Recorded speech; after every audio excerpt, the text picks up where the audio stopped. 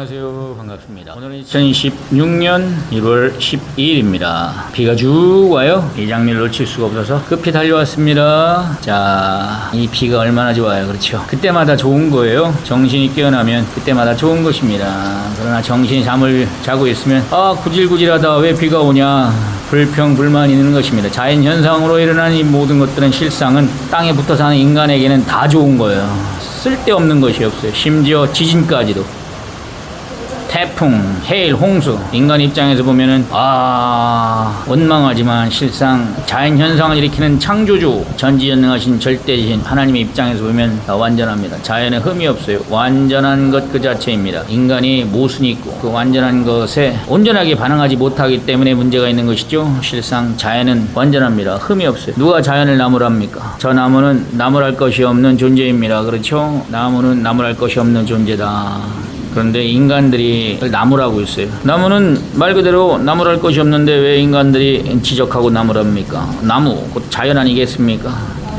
자연을 지적하는 인생은 누구입니까? 천지만물의 기상, 현상, 이것을 놓고 인간이 왜 이것을 놓고 왈가왈부합니까? 자기를 태어나게 한 부모를 놓고 왜 함부로 말을 합니까? 불효자식이죠? 배은망덕한 거죠? 이것을 우리는 깨달아야 됩니다. 지혜가 무엇이냐? 깨닫는 것입니다. 지혜가 무엇이냐? 근본을 아는 것입니다. 지혜가 무엇이냐? 본질적인 것을 아는 것입니다. 지혜가 어디 있느냐? 때를 따라 내리는 이 비 가운데 지혜가 있는 거예요. 단지 이 비를 깨닫지 못하니까. 이 비가 내리는 것을 제대로 깨닫지 못하기 때문에 지혜가 떠납니다.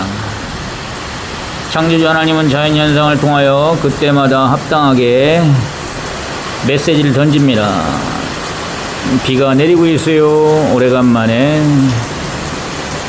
얼마나 좋습니까? 비가 이와 같이 쭉 내리고 있으니 너무너무 좋은 거 아니에요?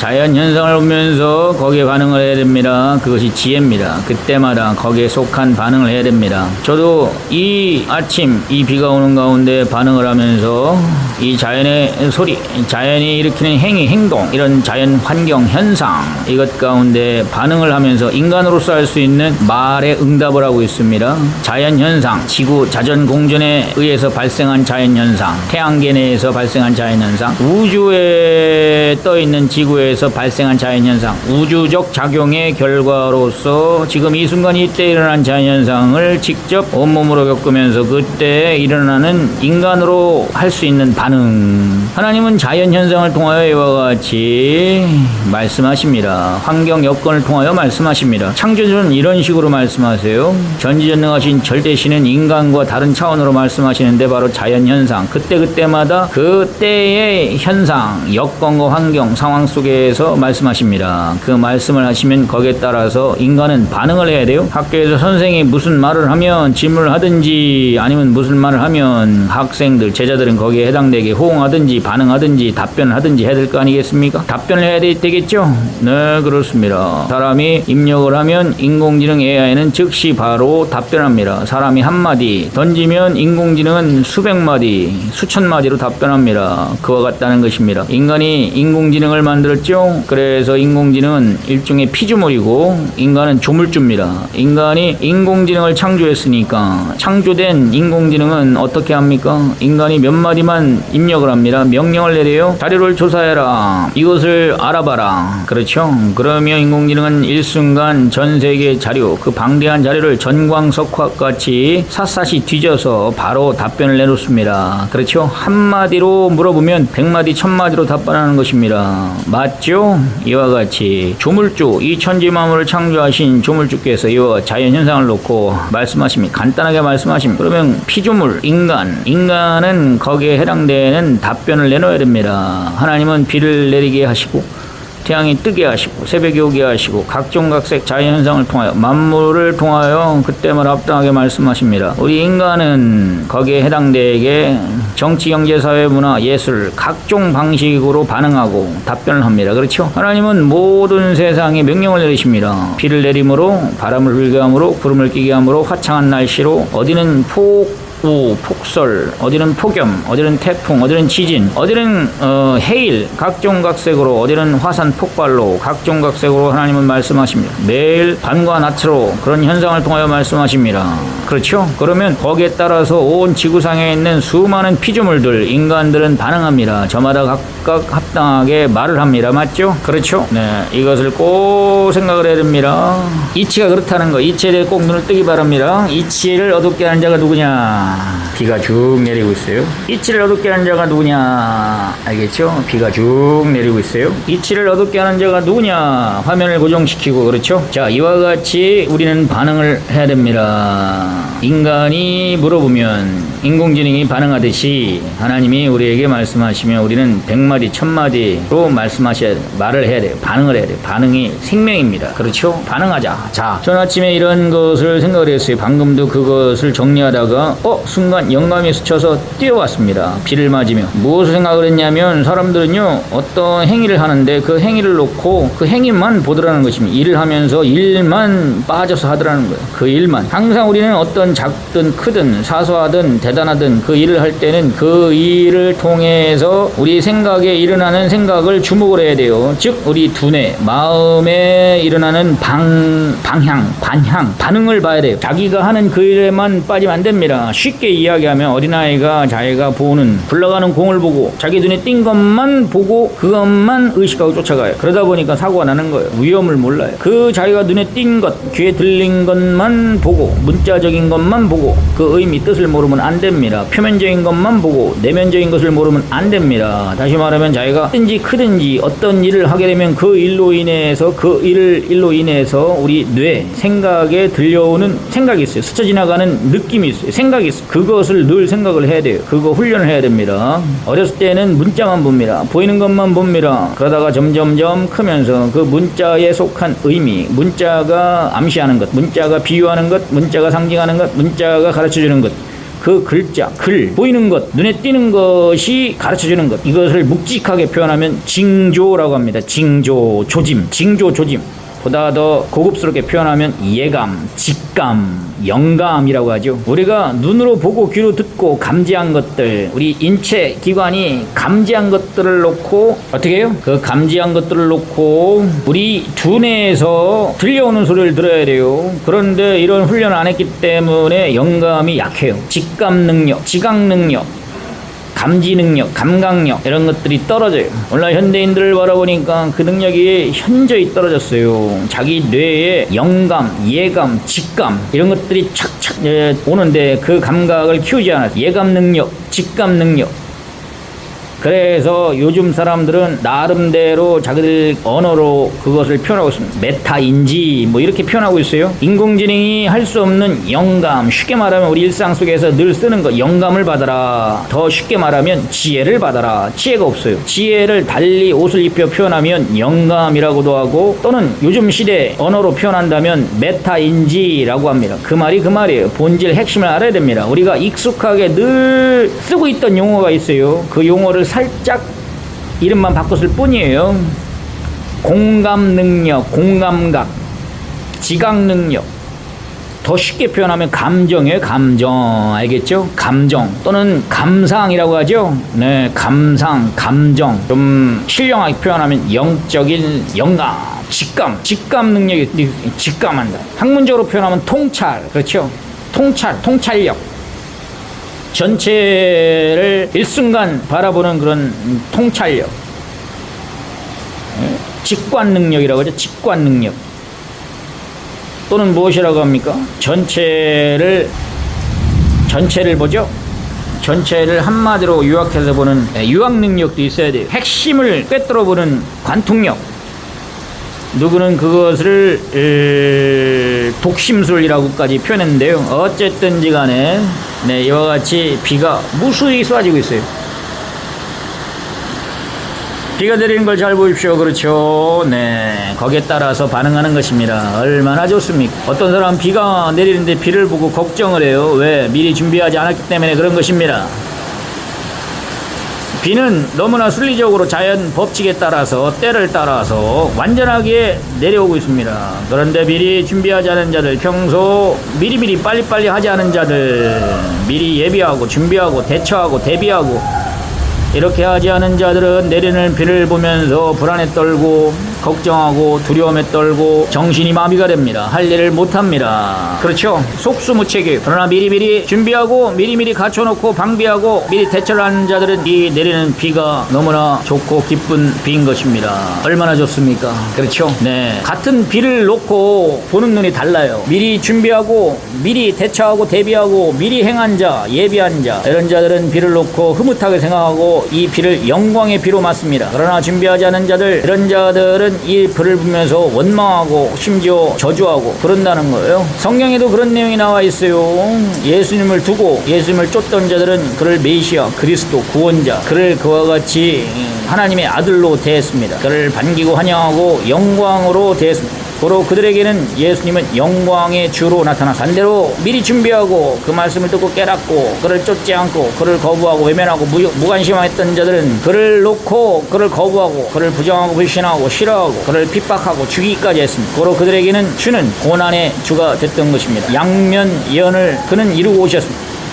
구약에 예언된 모든 내용들을 놓고 볼 때 그는 그를 환영하는 자들, 그를 기다렸던 자에게는 영광의 주로 내렸고 그를 맞고자 준비하지 않고 기다리지 않았던 자들에게는 그는 고난의 주가 되었던 것입니다. 그렇죠? 자연현상과 똑같아요. 이 새벽에 이 빛이 떠오르기를 미리 기다리는 자들, 하루가 시작되기를 미리 기다렸던 자들, 미리 깨어서 미리 준비한 자들, 새벽을 깨운 자들은 그날 하루가 영광의 날이 되는 것입니다. 반대로 그날 하루를 준비하지 않고 미리 깨어나서 준비하지 않은 자들, 이런 자들은 그날 하루가 괴로운 날이 되고 고난의 날이 되고 싫은 날, 거부하는 날, 부정하는 날이 되는 것입니다. 그렇죠? 매일매일 그날 하루하루는 완전하게 흘러갑니다. 문제는 과연 인생들이 그것을 어떻게 맞느냐, 자기가 어떤 자세로 그날 하루를 맞느냐, 자기가 미리 준비하고 서둘러서 부지런하게 미리 깨어나서 갖추고 그날을 맞느냐, 아니면 게을러서, 아니면 미련해서, 아니면 역시 무신경해서 그냥 닥쳐서 그날을 맞느냐에 따라서 그날 하루가 천국과 지옥이 되는 것입니다. 미리 준비하고 예비하고 미리 갖추고 만난 자들은 그날 하루가 천국의 날이 되는 것입니다. 비가 와도 폭우가 쏟아져도 폭설이 내리고 강풍이 불고 지진이 일어날지라도 화산이 틀지라도 미리 준비한 자들에게는 그것이 영광의 그날이 되는 것입니다. 그렇지 않고 준비하지 않은 자들에게는 그날이 심판의 날이고 무서운 날이고 두려운 날이고 떨리는 날이고 사망의 날, 죽음의 날인 것입니다. 미리 하는 것이 그렇게 중요해요.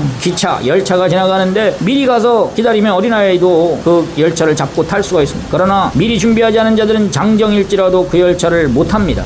누가 이것을 준비할 수 있느냐? 그래서 미리미리 하는 것이 굉장히 크게 예비하라, 준비하라, 이런 성경의 기록들이 많이 나오는 거예요. 이치가 그래요. 왜? 열차는요, 만인을 태워야 돼요. 모든 사람을 태워야 됩니다. 그래서 엄청난 속도로 원리 원칙대로 그 고정된 레일, 그 정류장을 거쳐갑니다. 그렇죠? 자기 하나만 해당되는 열차가 아닌 것입니다. 그렇죠? 그래서 엄격하게 속도를 높여서 정해진 코스를 따라서 그 정류장을 거쳐가는 것입니다. 맞죠? 그렇죠? 네, 그렇습니다. 엄격하단 말이에요. 맞죠? 네, 엄격합니다. 맞죠? 네, 엄격한 거예요.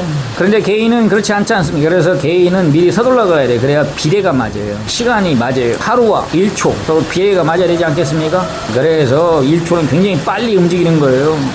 1시간과 1초, 1시간과 1분 또는 하루와 1시간, 이게 서로 비례가 맞기 위해서 지구는 하루 동안 돌고 있는데 어떻습니까? 네, 1시간은 무수히 돌잖아요. 12번을 돌아야 되는 거예요. 지구는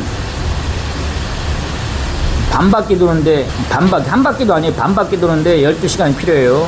이 시침은 12바퀴를 돌아야 돼요. 이 지구하고 이 시침하고 서로 비례가 맞기 위해서는 어떻게 해요? 시침은 12바퀴를 돌아야 됩니다. 또는 24바퀴를 돌아야 돼요. 한 바퀴 1시간, 두 바퀴 2시간, 세 바퀴 3시간이지 않습니까? 그런 식으로 12바퀴. 그리고 다시 한번 12바퀴 돌면 하루 24시간 한 바퀴 도는 거예요. 그러면 지구가 한 바퀴 도는 거예요. 왜? 지구는 그만큼 크잖아요. 자기 손목시계는 작잖아요. 자기 손목시계는 자기에게 속한 것이고 것이고 무엇입니까? 이 지구는 모든 인류 85억이 그 안에 속해 있기 때문에 큰 거예요. 큰 것은 한 바퀴 돌 때 작은 것은 24바퀴를 돌아야 됩니다. 비율의 수학적 계산을 잘하기 바랍니다. 이와 같은 이치와 원리로서 어떻게 해요? 네, 우리는 부지런히 움직여야 돼요. 신과 인간을 두고 볼 때 어떻습니까? 신은 규모가 커요. 신은 규모가 크다. 그렇죠? 과거, 현재, 미래까지 총주관하십니다. 그런 절대적인 존재자예요. 고로 당세, 현실, 순간을 사는 인간으로서는 얼마나 부지런을 떨어야 되겠습니까? 얼마나 미리 해야 되겠습니까? 얼마나 꼼꼼하게 챙겨야 되겠습니까? 그렇죠?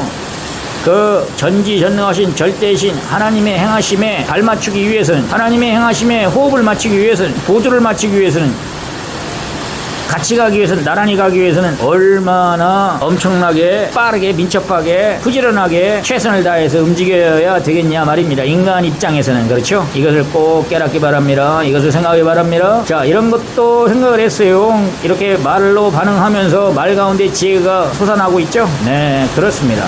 또 한 가지 지혜를 알려드리겠습니다. 오늘 아침에 아들에게 지혜를 가르쳤어요. 그 아들은 얼마나 그것을 깨닫는지 모를 것입니다. 얼마나 깨닫는지, 깨닫는 대로 지혜가 빛을 발할 것입니다. 최고의 것을 택해야 된다, 이렇게 제 입에서 말이 나갔습니다. 어떤 환경 여건이든지 그날 하루 가장 최고 최상의 것을 잡아라, 그러면서 문제를 냈어요. 지혜의 문제를 냈습니다. 너희 학교가 최고다, 왜냐라고 물었어요. 잘 모르죠. 너희 학교가 왜 최고냐? 너희 학교에 선생이 있어서? 선생은 다른 학교에 있습니다. 너희 학교 건물이 최고냐? 너희 학교의 운동장이 최고냐? 너희 학교의 뭐 시설물이 최고냐? 너희 학교의 학생들이 최고냐? 너희 학교의 지식이 최고냐? 너희 학교의 뭐 과목이 최고냐? 너희 학교의 뭐가 최고냐?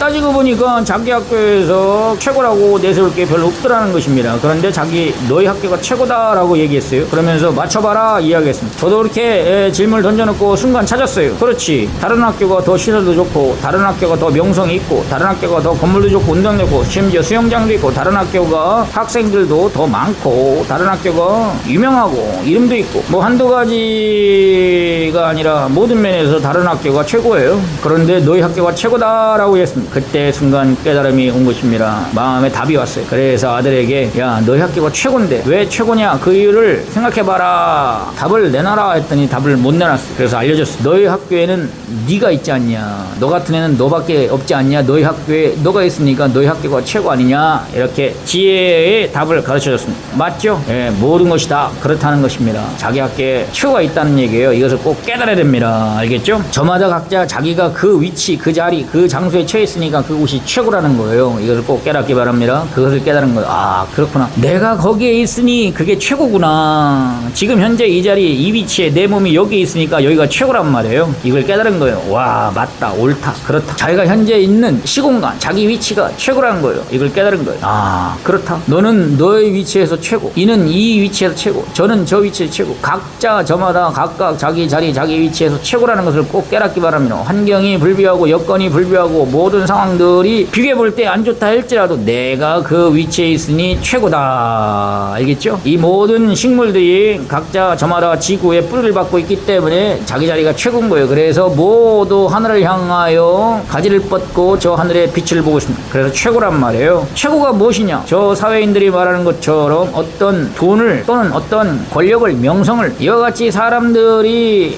만들어 놓은 가치, 그 부귀영화, 이것 때문에 최고가 아니에요. 그것은 최고가 아닙니다. 최고가 아닌데 최고라고 하니까 서로 싸우는 것. 최고는 무엇입니까? 자연 만물을 통하여 깨닫기 바랍니다. 곧 이 모든 것을 잘 보십시오. 높이 하늘로 가지를 뻗고 있기 때문에 저마다 저렇게 열매를 맺고 있죠. 네, 자연 현상, 식물, 나무들은 땅에 동일하게 다 자기 자리에 뿌리를 내리고 다 줄기를 하늘로 뻗으며 가지가 공중에 역시 사방팔방 뻗으며 그 모든 것이 저 하늘의 태양, 빛을 향하여 솟아오르고 있습니다. 그렇죠? 그래서 최고라는 거예요. 빛을 보고 자라올라야 최고인 것입니다. 인간이 최고인 것은 개성의 존재로서 최고인 것입니다. 그렇죠? 각자 자기 자리, 자기 위치에서 저 하늘의 빛, 곧 여호와의 말씀을 절대시하게 되면 모두 각자 최고인 것입니다. 사람의 생각을 절대시하면 그는 최고가 될 수 없어요. 싸움밖에 일어나지 않습니다. 저 하늘을 머리 삼고 그 말씀을 그 빛을 자기 심중에 삼고 사는 자는 누가 됐든지 환경 여건 처지 상관없이 최고인 것이며 이걸 꼭 깨달아야 돼요. 그래서 이방 세계에서도 그걸 얘기를 했어요. 천상천하 유아 독존이다. 깨달은 것이죠. 아하, 천상천하 유아 독존이다. 우리가 흔히 그런 말을 쓰죠. 네, 무엇이 최고인가, 무엇이 근본인가, 이것을 꼭 깨닫기 바랍니다. 이거를 깨달아야 돼요. 마지막 깨달은 것을 기록하고 이제는 이 자리를 뜨고자 하는 것입니다. 오늘 또 이것을 깨달았어요. 제가 깨달은 것을 여러분에게 말씀드리겠습니다. 서로 제 짝이 맞아야 된다. 짝이 맞으려면 어떻게 되느냐? 네, 짝이 맞으려면 짝짝꿍 짝이 맞아야 돼요. 왼손과 오른손이 짝이 맞죠? 네, 그렇습니다. 같은 손이라는 성질, 그런데 위치가 달라요. 그래서 짝이 맞는 거예요. 남자 여자가 같은 사람, 같은 육체를 가지고 있죠. 그런데 서로 뭐예요? 구조가 달라요. 위치가 달라요. 그래서 짝이 맞는 것입니다. 왼손과 오른발이 짝이 맞는 게 아니에요. 같은 성질인데 같은 속성인데 위치가 다르다. 하나는 왼쪽, 하나는 오른쪽. 그렇죠. 대칭이라 해야 된다. 대칭, 위치가 다르다. 이것이 짝입니다. 짝의 근본에 대해서 눈을 꼭 떠야 돼요. 인간과 인간이 짝이 맞는다. 인간의 정신과 신의 정신이 서로 제 짝을 맞습니다. 왜요? 인간의 위치는 이 땅에 속했어요. 신의 위치는 저 하늘에 속했어요. 인간의 생각은 허무합니다. 신의 생각은 영원합니다. 인간의 생각은 물질적입니다. 신의 생각은 정신적입니다. 인간의 생각은 부분적입니다. 신의 생각은 전체적입니다. 그래서 짝이 맞는 것입니다. 깨달았습니까? 남자와 여자의 신체 구조가 그렇죠. 서로 짝이 맞아요. 서로 위치가 다르기 때문에 서로 짝이 맞는다. 이것을 꼭 깨닫기 바랍니다. 그런데 이걸 깨닫지 못한 자들은 어때요? 암소와 순말이 서로 짝이 맞을 수 있겠습니까? 오른손과 왼발이 서로 짝이 맞을 수 있겠습니까? 암노루와 순노루가 서로 짝이 맞을 수 있겠습니까? 비슷한데 짝이 안 맞아요. 이 짝이 안 맞으면 분쟁, 분열, 결국 불화, 싸움, 전쟁, 살인 이런 세계가 일어나는 거예요. 서로 안 맞아요. 질이 안 맞으면 서로 충돌이 나서 파괴가 일어납니다. 그래서 질을 맞춰야 돼요. 성질을 맞춰야 됩니다. 제 짝을 맞아야 돼요. 인간과 인간은 짝이 맞는 것 같은데 실상 근본적인 짝이 맞지 않아요. 인간의 생각과 인간의 생각은 청력을 발생시킵니다. 서로 극과 극이에요. S, NN, 북극과 북극, 남극과 남극. 그렇죠? 짝이 맞는 것, 상대성의 원리에 대해서 눈을 떠야 돼요. 그래서 오늘날 왜 이와 같이 지구세상의 인간들끼리, 남자 여자끼리 왜 서로 분쟁이 일어납니까? 서로 성질이 안 맞기 때문에 그렇습니다. 내적인 세계가 서로 안 맞기 때문에 거죽은 맞는데 속이 서로 틀어진 것입니다. 맞지 않는 것입니다. 그래서 분쟁, 분열이 일어나는 것입니다. 속을 맞춰야 됩니다. 속이 핵심이에요. 거죽만 맞추려고 하지 말고 속을 맞춰라. 이것이 오늘의 깊은 비밀이에요. 사람들은 적인 것만 맞추려고 합니다. 서로 외적으로 비슷합니다. 그런데 내적으로는 안 맞아요. 성질이 안 맞아요. 외적으로는 남자 여자 서로 맞죠. 그런데 그 안에서는 서로 안 맞아요. 하나는 소 같고, 하나는 말 같고, 하나는 염소 같고, 하나는 양 같고, 하나는 늑대 이리 같고, 하나는 토끼 또는 고양이. 그래서 서로 안 맞는 거예요. 그렇죠? 안 맞는단 말이에요. 겉과 속을 잘 맞춰야 됩니다. 상대성으로 맞아야 돼요. 알겠어요? 겉은 서로 남자 여자, 그렇죠? 이게 서로 짝이란 말이에요. 그러면 속은 무엇입니까? 속은 서로 같아야 돼요. 속은 성질이 같아야 된단 말이에요. 겉은 서로 다를 수가 있어요. 맞죠? 남자 여자가 다르지 않습니까? 겉으로 보면 오른손과 왼손이 다르지 않습니까? 외부에서 보면 다르죠? 네, 다릅니다. 다른데 속이 질이 같아야 돼요. 속은 무엇입니까? 속은 서로 같아야 돼요. 사상이 같고, 심정이 같고, 생각이 같고, 주관이 같고. 이것이 같아야만이 겉은 기본적으로 달라야 돼요. 이 겉세계는 상대성의 세계로서 달라야 됩니다. 같으면 안 돼요. 오히려 같은 문제가 생겨요. 상대성의 세계로서 겉은 서로 대칭 구조를 이루어야 돼요. 그러나 속은 일체를 이루어야 됩니다. 속은 하나로 일체를 이루어야 돼요. 이것이 원리의 세계, 본질의 세계, 짝의 원리의 세계입니다. 속은 성질이 같아야 됩니다. 속의 성질이 다르면 속은 하나는 돼지, 하나는 호랑이 이러면 서로 안 맞아요. 서로 다르면 안 맞는단 말이에요. 속은 같아야 됩니다. 그러나 겉은 달라야 됩니다. 이 겉세계는 상대성의 세계고 속세계는 일치, 하나, 일체의 세계입니다. 그래서 어떻게 해요? 네, 겉은 상대체로서 대칭으로 서로 하나가 되고 속은 일체, 같은 주관, 같은 생각으로 하나가 된다. 알겠어요? 인간과 신은 겉으로 볼 때는 다르죠. 인간은 육체의 존재, 신은 영체의 존재입니다. 그런데 그 속이 같다? 인간도 그 속생각에 영원한 것을 추구하고 근본적인 것을 추구하고 절대적인 것을 추구하고 본질적인 것을 추구한다면 하나님과 생각이 같아요. 목적이 같아야 됩니다. 겉은 당연히 다르죠. 인간의 인체, 신체, 인간은 이 지구 땅에서 물질의 존재로서 이 세상에서 살아갑니다. 그렇죠? 이 세상에 속한 존재예요. 맞죠? 육체는 육체, 인간의 인체와 같은 모습을 가지고 있어요. 그런데 신은 인간의 육체와 같은 존재가 아니에요. 영적인 존재로서 영체와 같이 존재합니다. 그래서 겉으로 볼 때 위치가 다르고 모양이 다르고 달라요. 다르는 것이 정상입니다. 그런데 속으로 볼 때는 이 속 생각이 같아야 됩니다. 질이 같아야 돼요. 방향성이 같고, 그렇죠. 가치관이 같고, 취향이 같고, 뜻이 같고, 이런 것들을 생각을 해야 됩니다. 뜻이 같아야 된다. 방향성이 같아야 된다. 알겠죠? 이것을 꼭 깨닫기 바랍니다.